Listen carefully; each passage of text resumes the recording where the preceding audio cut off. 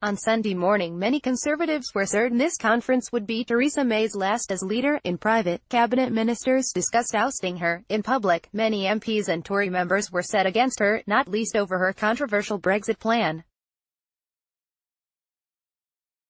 And Boris Johnson seemed set to cause havoc in Birmingham in an all-out attempt to undermine her.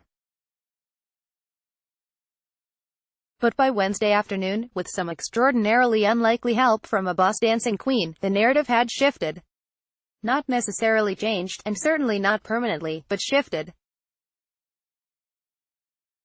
And that movement, think of it as the Maybot dance, was all in the Prime Minister's direction. Unusually personal. James Brokenshire, who was treated for lung cancer earlier this year. Image, Getty. More than anything else, Theresa May's high-stakes speech worked because it was unusually personal. She revealed her goddaughter had died from cancer. She referenced the personal health battle of her housing minister James Brokenshire. In short, Theresa May told stories. She revealed something more of herself, an openness which many feel she has struggled to communicate. Her tone was more mother than headmistress, her style more romantic than robotic. A show of unity. The hand-picked audience were always going to put on a show of unity. On the conference fringe, that feigned unity was absent, but even Brexiteer sources dead set against the PM are privately admitting her speech was a success. She did well, said one MP, but what she has promised will not deliver free trade. Another key opponent of the PM on Brexit admitted, I'm not a fan, but it went well for her. Politically, this speech alone will not translate into renewed support for her Brexit plan. But psychologically, it is a crucial win for Theresa May, because she is about to embark on arguably the most difficult part of the Brexit negotiations yet, the October European Council summit. Reasserting centrist conservatism, her experience in the hall this lunchtime will allow her to step on the plane to Brussels with just a little more confidence.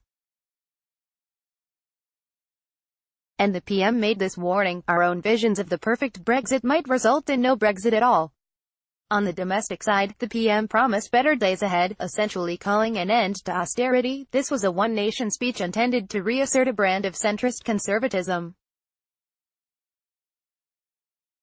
There were a number of policy rabbits in the speech which will help the Tories answer Labour on the doorstep. On health, May announced a new cancer strategy designed to increase early detection rates. And on housing, she scrapped a cap on local authority borrowing, which will mean councils could potentially build more social housing.